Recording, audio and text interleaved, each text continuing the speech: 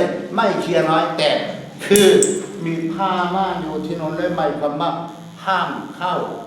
ไม่มีผู้ที่ไม่มีหน้าที่ไม่มีหน้าที่พวกเราไม่มีหน้าที่มหาโปรหิตมีหน้าที่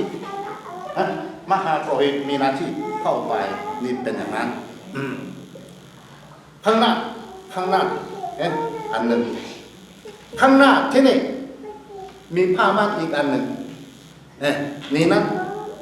อภิสุทธิสถานในประเทศเกาหลีนั่นเองในประเทศไทยเหมือนกันบ้างแต่บางคนนั้นไม่รู้เรื่องเท่านั้นแม้แต่สถานที่ที่นี่แล้วสถานที่พ่อพระเจ้าเข้าเฝ้าพระเจ้านมัสการพระเจ้าบาทที่นี่แล้วส่วนใหญ่เรานั่งอยู่ที่นี่ใช่ไหมครับผู้ที่ยืนที่นี่คือเป็นผู้แทนของพระเจ้ามาขอพระวจนะของพระเจ้าต้องหลับจากพระเจ้าและขอดูหน้าตาผู้นี้ก็ไม่มีเท่าไว้10 รถเพราะฉะนั้นมันวันนี้เท่านี้เทศนาเท่าไว้10 รถแล้วเขาโกรธแล้วยุ่งเพราะฉะนั้นมันวันนี้ก็เทศนาเท่าไว้10 รถไม่ได้ถ้าผู้รับใช้พระเจ้าลักษณะเป็นอย่างนี้ไม่ใช่เป็นผู้รับใช้พระเจ้ามันผู้รับใช้พระเจ้าที่เท็จไม่ต้องดูหน้าตาดูหน้าตาไม่เป็นไรสมมติว่าเขารู้สึกไม่รู้เรื่องรู้แล้วไม่ปฏิบัติอะไรก็ต้องพูดเพื่อไม่ใช่ตกนรกนี่เป็นอย่างนี้เป็นผู้รับใช้พระเจ้าในสมัยพระคัมภีร์เดิมผู้พยากรณ์ก็บางคนนั้นพูดพยากรณ์แล้วพระเจ้าตรัสทำให้เขาพยากรณ์แล้วประชาชนไม่ชอบ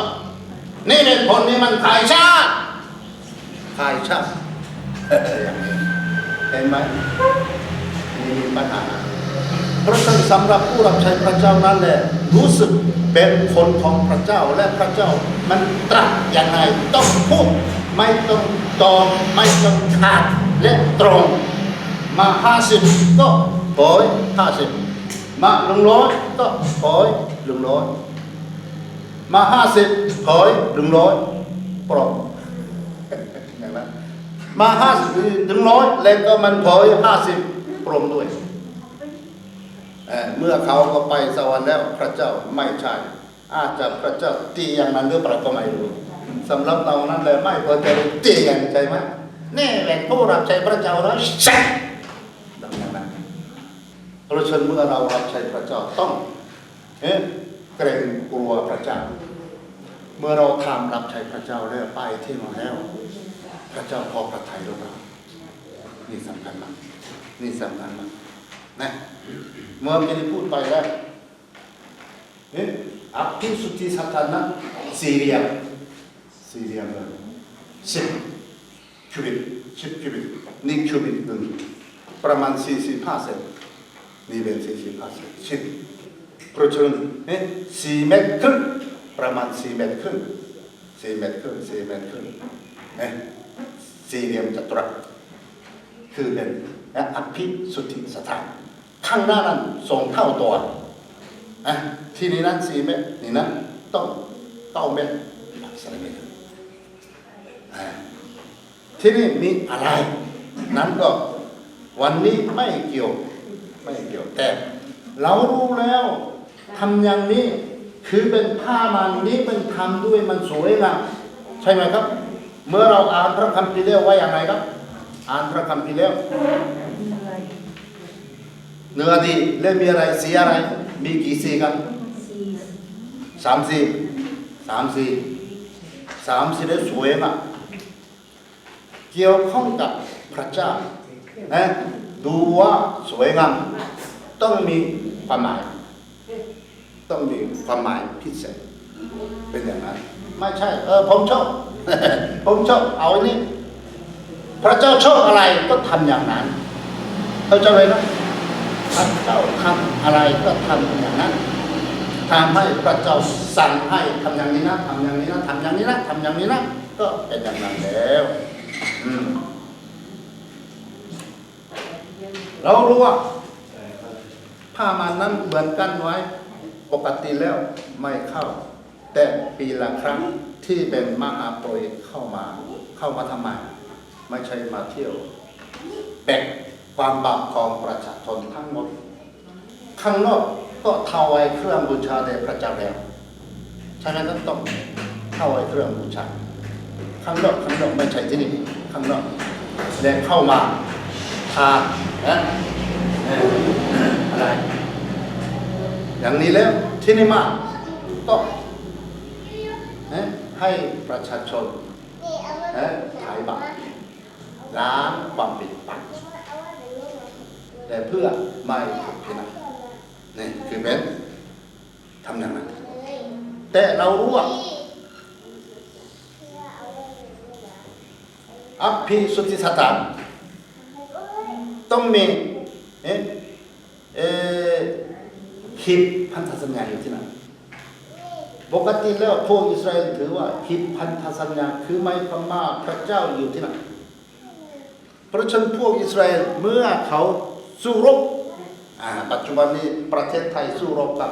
เขมรเลยสู้รบทำไมก็ไม่รู้แต่นี่เรื่องนี้มานานแล้วแย่งพื้นที่เขาว่าของเราว่าของเรานี่เป็นอย่างนั้นของเรามันที่เดียวของเราสองคนนี่น่าจะเป็นคนเดียวเพราะฉะนั้นเรื่องนี้มันสู้กันเลยแต่ว่าเวลานี้ประเทศไทยรู้สึกชนะกว่าชนะใช่ไหมครับทำไมชนะรู้ไหมไม่รู้เอามาจากประเทศเกาหลีเอามาจากประเทศเกาหลีนี่แรงกว่าเขาเพราะฉะนั้นยังไงประเทศไทยตั้งใจแล้วโจมตีที่นั่นเวลานี้ที่อะไรนี่คือเป็นทำผิดไปนี่อาคารนี้นั่นพังลงเลยใช่ไหม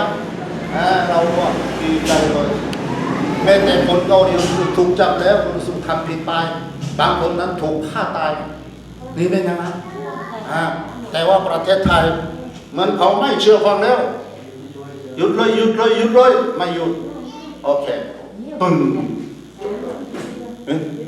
ที่ข้ามันนี่เขาก็เอาหลักนี่เป็นอะไรเขาต้องยอมแพ้เรานี่เป็น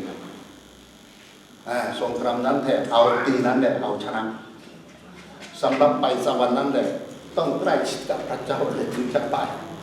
เอาสงครามไม่เกี่ยวนี่เป็นอย่างนั้นโอเคที่นี่นั้นเราบอกแล้วคือไม่ใช่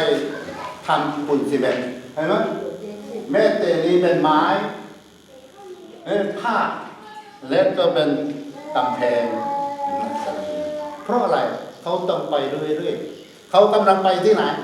แผ่นดินคานาอันแผ่นดินคานาอันเปลี่ยนเหมือนพวกเรากำลังไปที่สวรรค์เหมือนไปสวรรค์เลยพวกเรากำลังไปเพราะฉะนั้นเมื่อการดำเนินงานของพวกอิสราเอลเหมือนที่ตุรกันดารทำอะไรเข้าไปที่แผ่นดินคานาอัน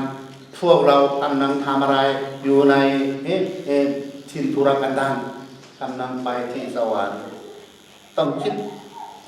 อย่างนี้เรื่อยๆคือเป็นหน้าที่ของเราวันนี้พวกเรารู้เรื่องสำหรับวิสุทธิสถานและอภิสุทธิสถานในนั้นบอกแล้วเหมือนกับพวกเราปัจจุบันนี้เดียวว่าเป็นโบสถ์น่าจะพวกเราเรียนแบบที่พระเจ้าสร้างอย่างนี้นะขนาดเป็นอย่างนี้นะต้องทำอะไรนะอย่างนั้นเลยเหมือนกับที่เป็นคู่มือสำหรับใช้สถานที่โบสถ์ของพวกเราและให้เราพบกับพระเจ้าและพวกเราได้รับพระพรจากพระเจ้าก็ร่วมใจกันอธิษฐานขออาจารย์นำเราอธิษฐาน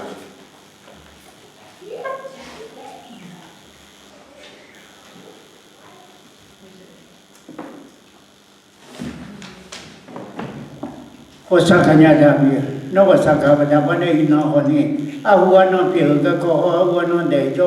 ก็เดินมายากาเนี่ยหัวนอนหัดนะอุตุทันหัวเราค่อยมา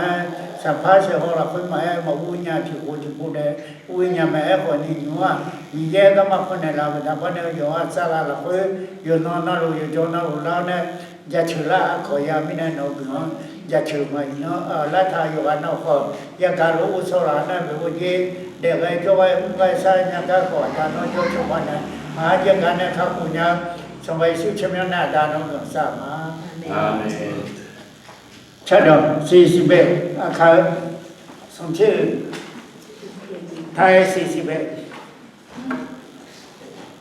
อาคารสมชื่อไม่ใช่46ขอโทษ46อาคารชื่ออาคารสมชื่อเวลาชื่อเวล29อาคารคือสามารถถือว่าผิดทำก็บ้านไทย46อาคาร29อาคาร29ก็พิชานะยุงาพับพอเนี่ยสามารถก็ช่วยช่วยยาลาติชัดยาลาติสิ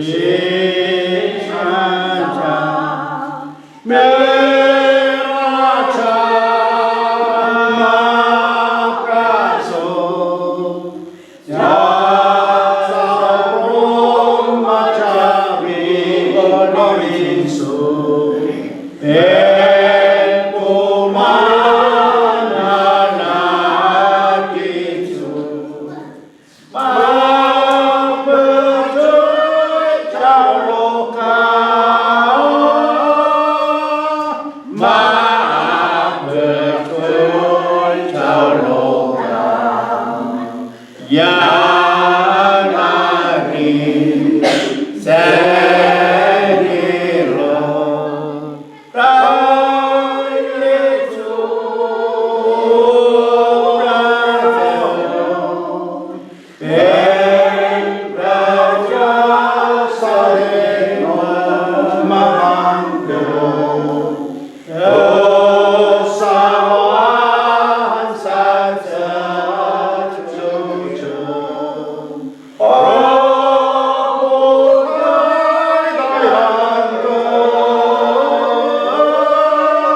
พระพระชายแต่มาเกิดยาลาดีเสมาราเมสาราปากัมปาปาปุมาเตปาเตเดเนพระองค์ทรงสุขเสมมองอยู่ในเราราบ้านนอนอยู่ในเรารายาลาดีเจสาเบเวราเราโรมาเพราะพระเยซูจนลงวันเป็นสาวทรงโปรดสรรเสริญโมทนาเราจงยกให้บูชาราชกาพระบูชาขอให้พระครูของพระเยซูคริสต์เจ้าความละแห่งของพระเจ้าและความสนิทสนมซึ่งมาจากพระวิญญาณบริสุทธิ์จงดำรงอยู่กับท่านทั้งหลายเถิดอาเมนอาเดถึงพระวิญญาณและแผ่นดินของพระองค์และเทจากพระองค์ทุกเวลาที่เชื่อมาโดยพระรอยเป็นเพียงจากของพระองค์อธิษฐานด้วยน้ำตาเพราะนิบาตจากของ วยสุขชีวิตตลอดไปอาเมนเดี๋ยวนั้นมาเพื่อเกิดใช่